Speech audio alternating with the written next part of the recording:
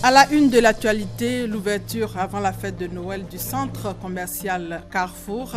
Mais avant, le Premier ministre Daniel Kablan-Duncan sur les lieux pour voir l'état d'avancement des travaux.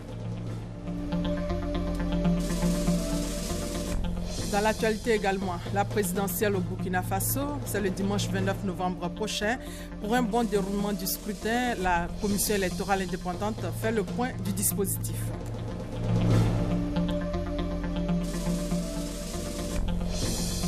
Puis on parlera de l'enquête sur les attentats de Paris. Celui qui a fourni un appartement de repli au cerveau des attaques à Saint-Denis est déféré devant la justice.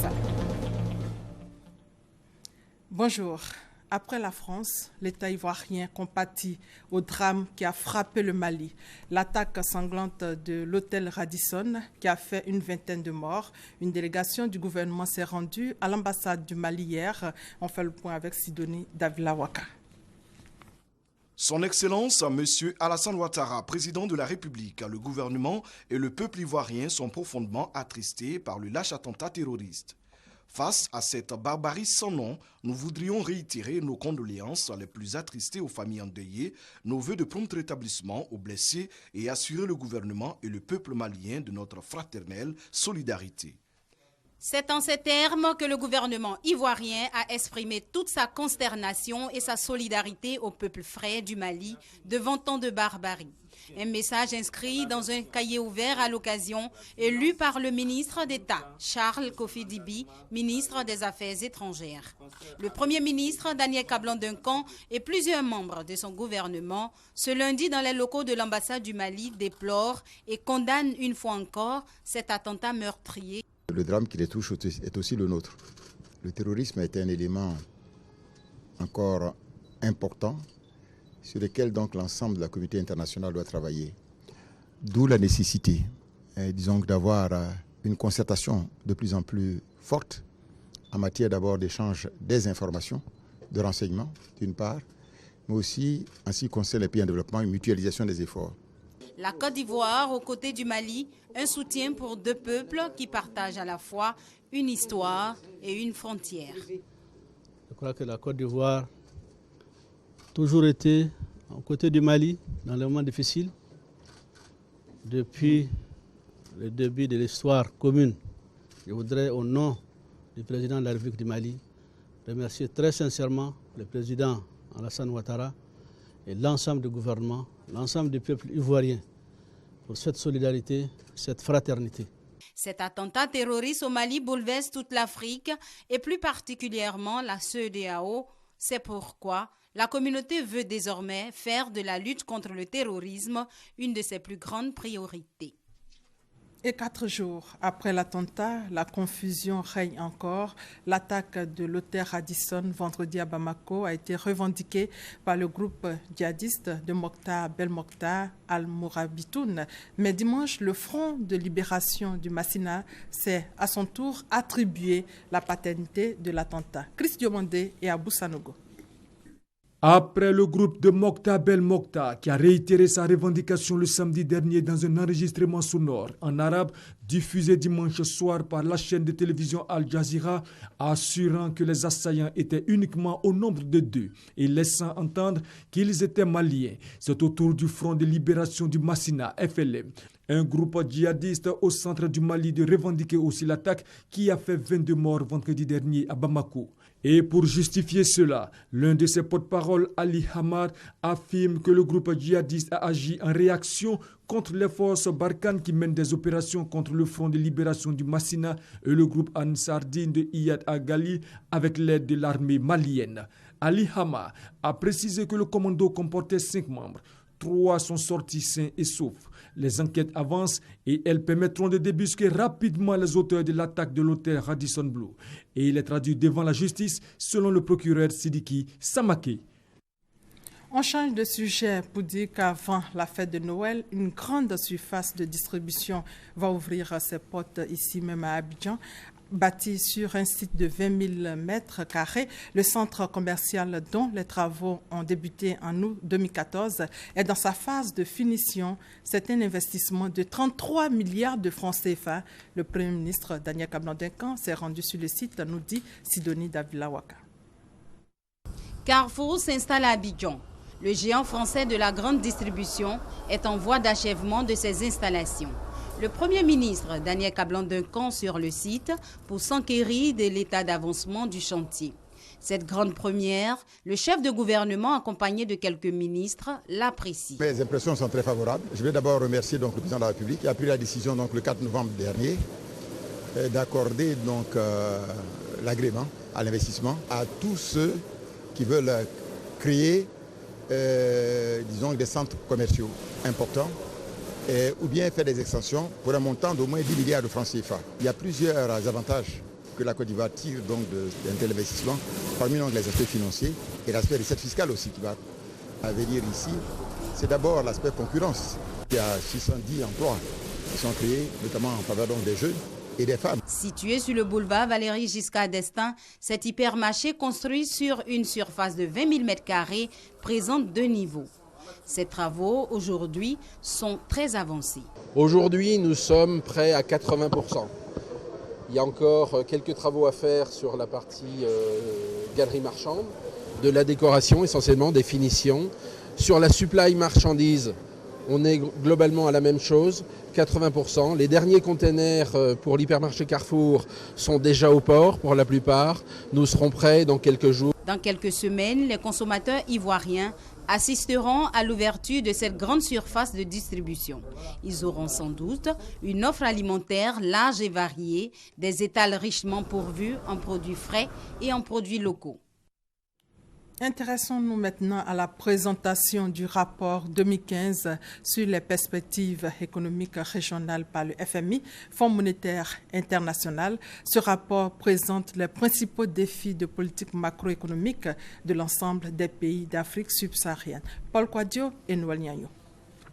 Malgré une croissance soutenue depuis une décennie, l'activité économique de l'Afrique subsaharienne s'est nettement affaiblie avec des disparités considérables au sein de la région. C'est en substance ce qui ressort de l'édition d'octobre 2015 du rapport du département Afrique du Fonds monétaire international sur les perspectives économiques régionales. L'évolution du contexte mondial, dont on remarque qu'il se dégrade sur certains points, en particulier sur le cours des matières premières, pétrole, mais aussi le fer, le gaz, le coton, beaucoup de matières premières, on voit leur cours diminuer fortement. Et donc c'est un défi pour les pays d'Afrique subsaharienne. Et aussi un renchérissement du coût des financements sur les marchés de capitaux étrangers. Pour cette année 2014, selon le FMI, la croissance est de 3,75% et de 4,25% en 2016 contre 5% en 2014. Pour faire face à un environnement qui se dégrade, ce rapport indique que les politiques publiques des États de l'Afrique subsaharienne doivent être adaptées. Concernant la Côte d'Ivoire, Alain Feller, représentant résident du FMI, a relevé les particularités de l'évolution favorable de la Côte d'Ivoire dans ce contexte. La Côte d'Ivoire, premier exportateur de cacao par exemple, a bénéficié de cours très favorables sur le marché. Et en plus, la réforme a permis de passer une bonne partie de ces cours favorables aux paysans. L'édition d'octobre 2015 du rapport du FMI sur les perspectives économiques régionales indique des recommandations plus spécifiques à la Côte d'Ivoire pour consolider les excellents résultats obtenus avec l'appui de l'institution financière à travers l'accord au titre de la facilité élargie de crédit. Ce sont entre autres l'approfondissement des réformes du climat des affaires pour promouvoir l'investissement privé, la préservation de la viabilité de la dette de l'ensemble du secteur public, le maintien de la stabilité macroéconomique et surtout le renforcement du caractère inclusif de la croissance.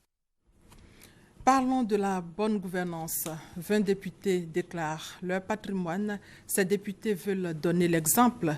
Ils font partie du réseau des parlementaires africains pour la lutte contre la corruption, section Côte d'Ivoire. Le compte-rendu de Gabriel Zani.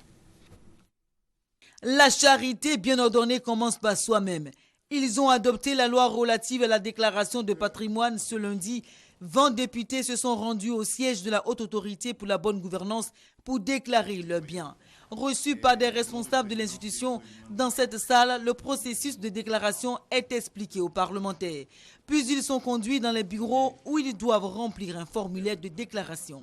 Nous sommes des députés, nous devions être des modèles. Et c'est en cela que nous venons aussi pour dire que le député, c'est celui-là même qui a la fonction de contrôle de l'action gouvernementale. Donc tout en voulant contrôler l'action gouvernementale, il était de bonne loi que nous venons nous-mêmes d'abord faire l'exigence de la transparence avant de contrôler l'action gouvernementale. Les informations recueillies dans les bureaux de l'institution sont strictement confidentielles, sans risque de fuite.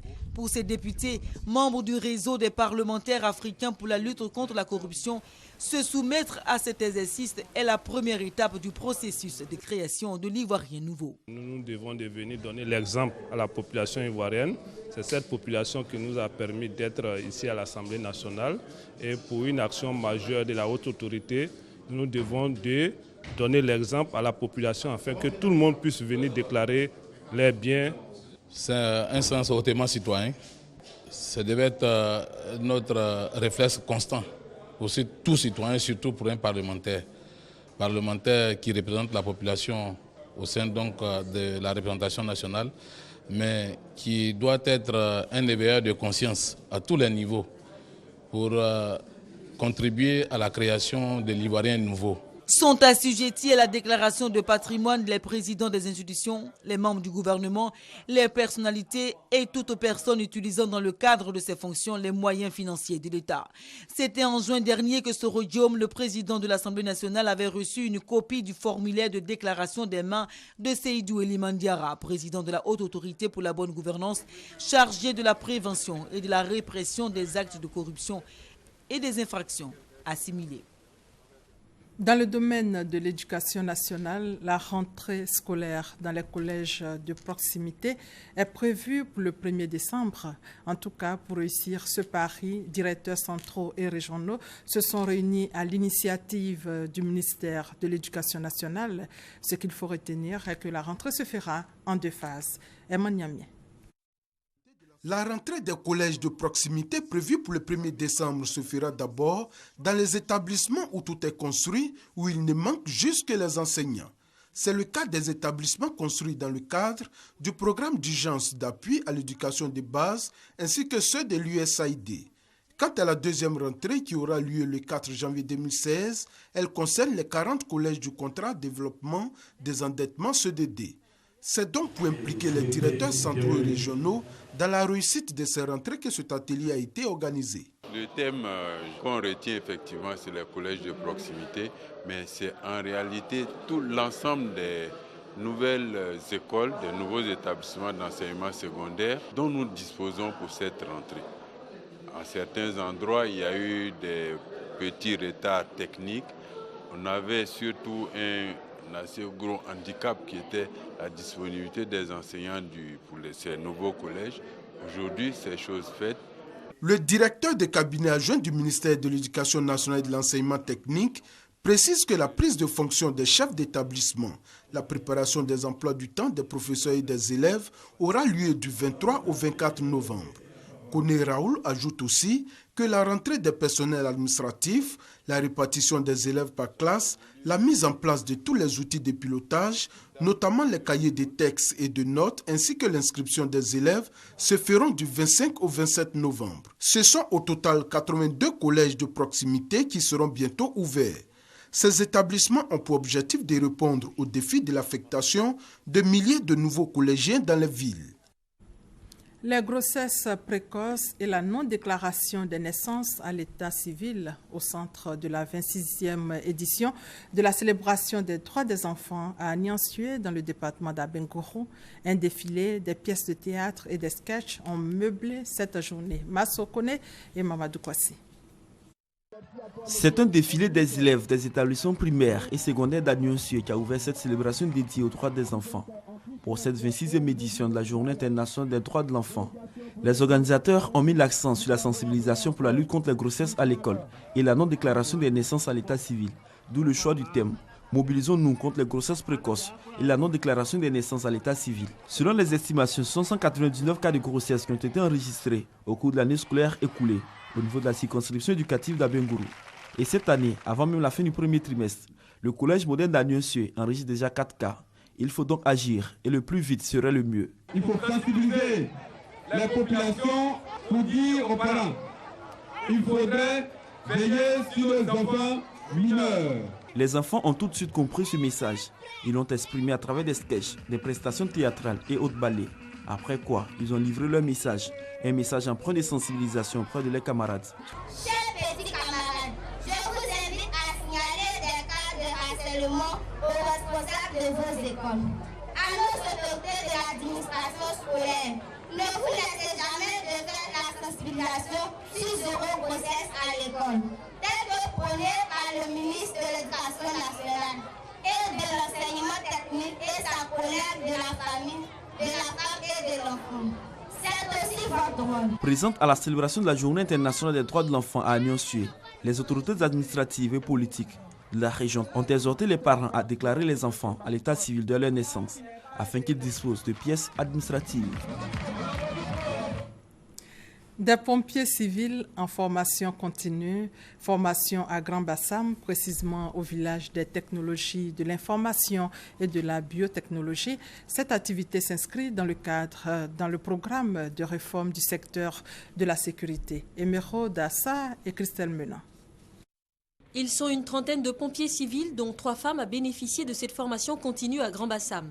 Déjà en activité, ils vont en apprendre davantage sur l'organisation et la mise en œuvre des mesures de prévention des risques civils. On a fait la formation depuis Boaké, nous sommes sortis et depuis nous sommes ici, nous continuons toujours de sauver des vies et nous avons un niveau, mais nous continuons toujours la formation pour être des professionnels demain. La formation continue des pompiers civils s'inscrit dans le cadre d'une réforme politique du processus de désarmement, démobilisation et réintégration DDR. Ce processus a permis d'absorber à travers les services de l'État plusieurs ex-combattants, dont 1500 rattachés à l'Office national de protection civile. Il s'agit de renforcer le maillage de la présence des pompiers à l'échelle nationale, garantissant ainsi à chaque Ivoirien d'être pris en charge et de bénéficier des premiers secours en cas de besoin. Les cours qui vont être dispensés par les encadreurs et formateurs porteront sur la lutte contre les incendies, la prévention et les techniques opérationnelles. Le Programme national des Nations Unies pour le développement appuie l'ONPC depuis le mois de juin dans son ambition de moderniser la protection civile en s'alignant sur des standards internationaux. Ces formations sont très spécialisées. Elles consistent à mettre à niveau des jeunes sapeurs-pompiers, issus notamment du processus DDR, et de pouvoir les préparer à ces différentes prises en charge. Ce sont au total 250 pompiers civils qui bénéficieront de la formation continue dans les villes de Boisflé, Daloa, Odiéné et San Pedro. C'est une innovation des feux tricolores alimentés par l'énergie solaire installés dans la commune de Cocody, plus précisément au carrefour du lycée Jean Mermoz, un endroit où la circulation est souvent difficile. Des feux tricolores qui vont fonctionner même en cas de coupure d'électricité. Konaté Moussa. Des feux tricolores équipés de panneaux solaires. Une innovation dans la régulation de la circulation routière. Phase pilote de cette initiative, le carrefour du lycée Jean Mermoz dans la commune de Cocody. Un endroit où la circulation est souvent difficile. Quand il y a l'embouteillage, en tout cas, c'est difficile pour rouler. Avec le feu actuel, bon, ça nous arrange. Et encore, c'est un feu moderne. Concernant l'énergie solaire, bon, c'est du jamais vu. C'est la première fois. Bon, ça nous arrange. Et je veux que ça soit une continuité. Chaque fois, il y a un embouteillage par rapport à l'école Mermoz. Donc, pour traverser, c'est un peu compliqué. Voilà, on n'a pas la facilité de traverser.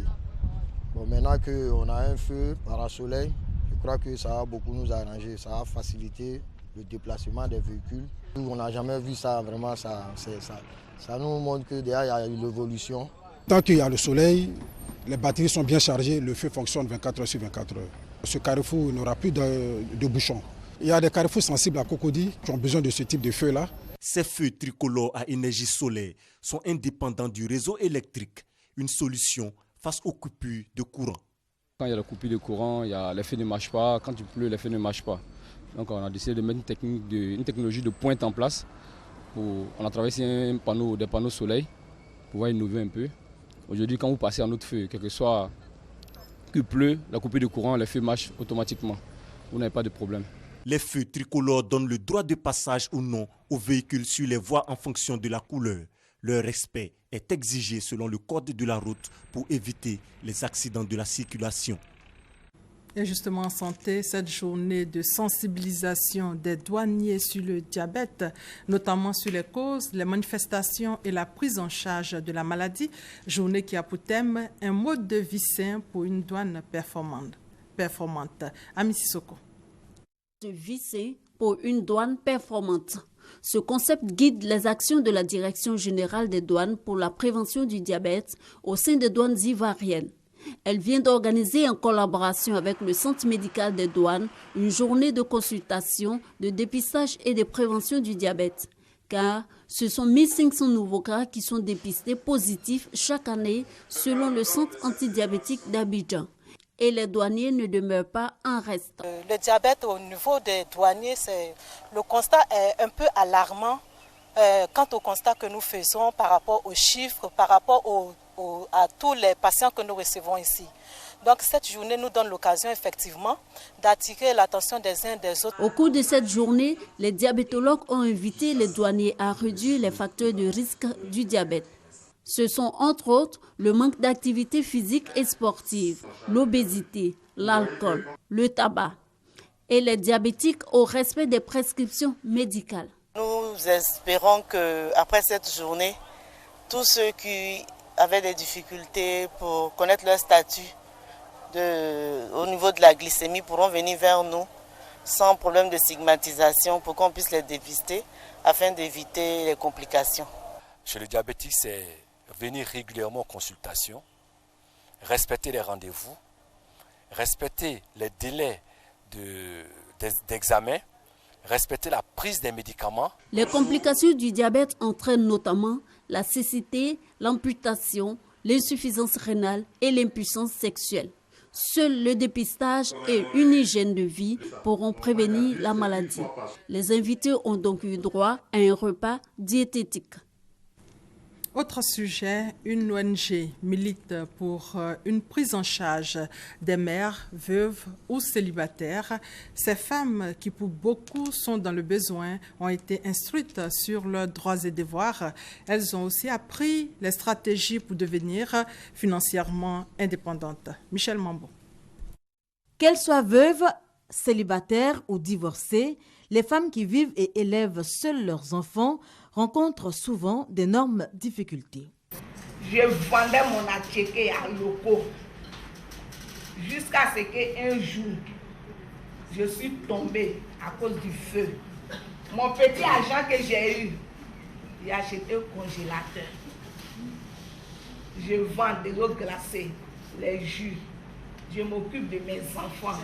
En vue d'aider ces mères à faire face à la vie, s'épanouir, vivre dignement et élever leurs enfants dans de bonnes conditions, l'ONG Hope and Charity a organisé une conférence débat. Conférence co-animée par un avocat des affaires matrimoniales, une psychologue et une sociologue. Ils ont tour à tour instruit ces mères célibataires, veuves ou divorcées sur leurs droits et devoirs. Quel âge l'enfant a aujourd'hui? S'il a généralement moins de 8 ans,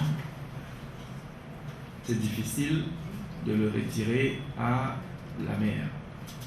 Donc le père a payé cette pension de sorte qu'elle puisse apporter l'éducation qu'il faut à l'enfant.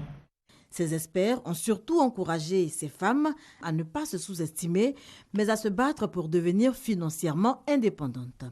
Cette conférence a réuni environ 80 mères qui, selon leurs témoignages, ont appris que jouer en même temps le rôle de la mère et du père n'est pas une fatalité, mais bien au contraire, une force de caractère qui doit, à n'en point douter, contribuer à leur épanouissement et au bien-être de leurs enfants. Dans la Yébi-Tiassa, c'est plutôt les logements des enseignants qui préoccupent le conseil régional.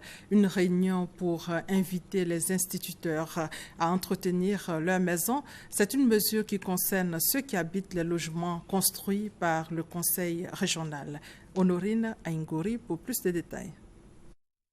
L'une des décisions phares de cette troisième session ordinaire du conseil régional de la Yébi-Tiassa est que désormais, les enseignants qui occupaient gratuitement les logements du conseil vont payer un bail. Selon Martial Assandé, le vice-président du conseil régional, les montants ainsi perçus vont aider à l'entretien des bâtiments. Autre point évoqué à cette rencontre, le bilan des activités du Conseil régional de l'Agné-Bichiassa. Il ressort qu'entre 2013 et 2015, le Conseil a mis en place 109 projets dans l'éducation, la santé, l'électrification rurale, l'hydraulique villageoise et l'entretien des routes.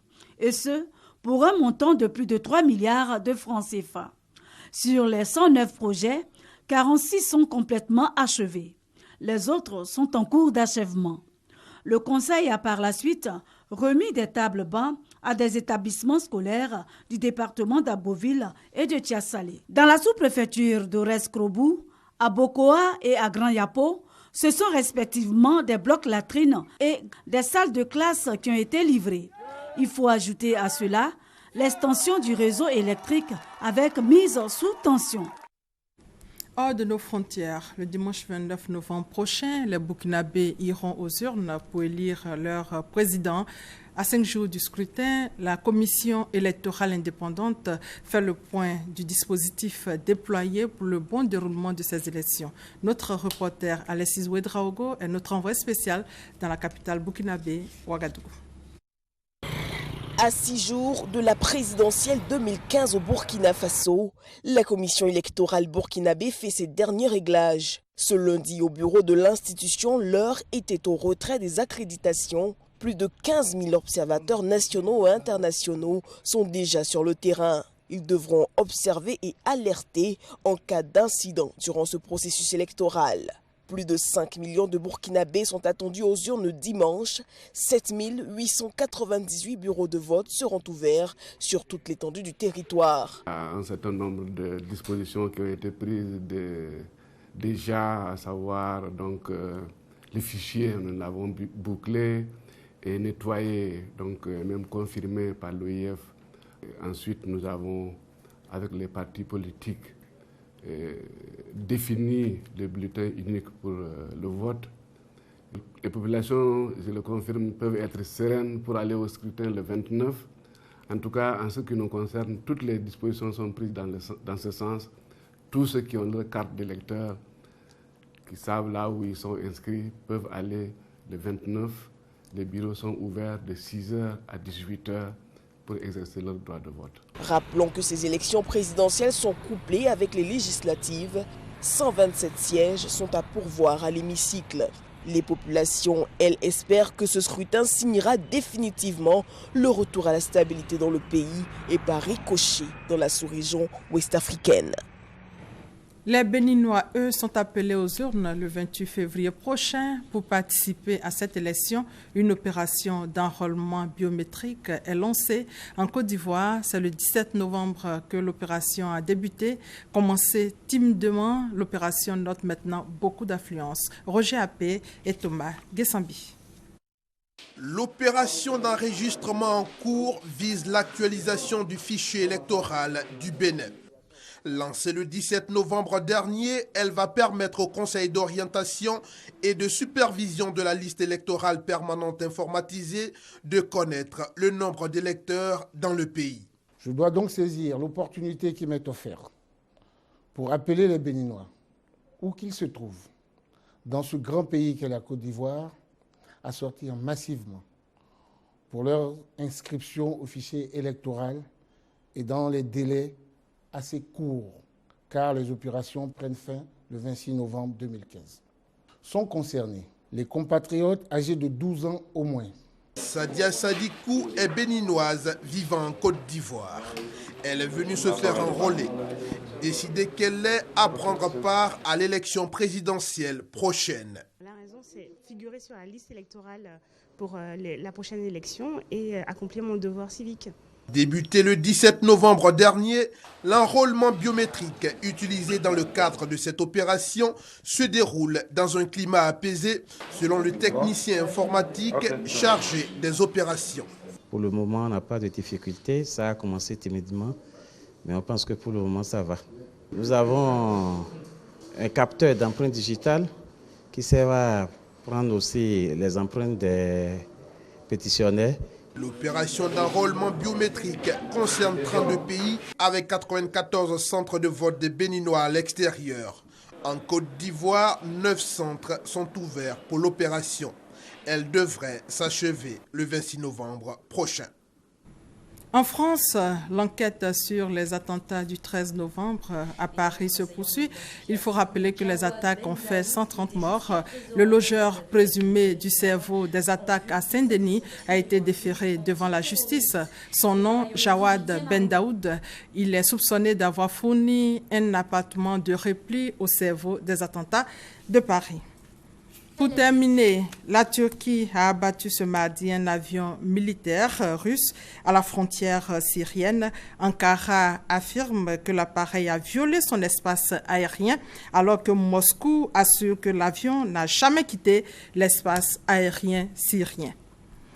Et c'est la fin de ce 13h. Merci de votre fidélité.